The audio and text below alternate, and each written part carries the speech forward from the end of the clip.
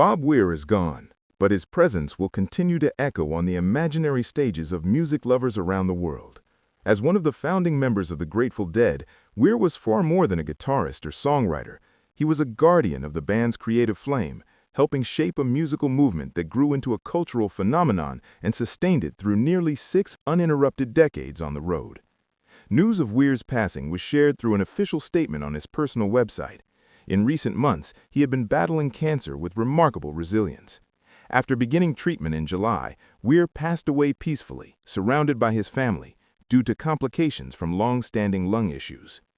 As the youngest member of the Grateful Dead, Weir matured alongside a band that blended rock, folk, and blues into a fluid, free-form musical experience.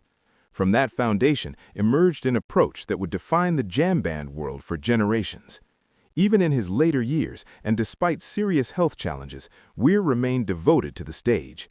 Just last summer, he performed with the surviving members of the Grateful Dead at Golden Gate Park in San Francisco to celebrate their 60th anniversary. The shows took place only weeks after he began cancer treatment, underscoring how deeply music was woven into his life. Weir's legacy is firmly rooted in songs that have become pillars of American music. Sugar Magnolia, Truckin', Cassidy, and Throwing Stones are not merely entries in a song catalog, but emotional gathering places for millions of listeners. His compositions carried warmth and connection, creating a sense of belonging that made fans feel at home wherever the music led them. His journey with the Grateful Dead began in his teenage years in San Francisco. The band soon became a defining force in the Haight-Ashbury scene of the 1960s and 70s, where music, freedom of expression, and spiritual exploration converged.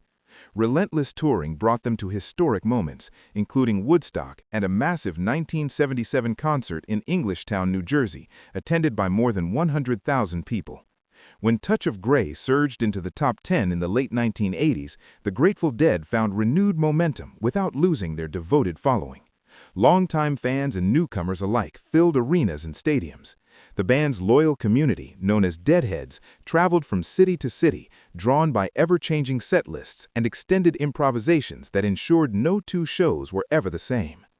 After the death of Jerry Garcia, Weir refused to let the story end. He continued to nurture the spirit of the Grateful Dead through various incarnations before forming Dead & Company with John Mayer. The project proved hugely successful and continued touring until last year, including a spectacular run of shows at the Sphere in Las Vegas. Mayer once described Weir as a musician with his own musical language, an innovator whose playing radiated pure joy. Bob Weir is survived by his wife Natasha and his daughters Monet and Chloe. His hands may no longer play the music, but its echo will continue to travel forward, from one generation to the next, like a journey that never truly ends.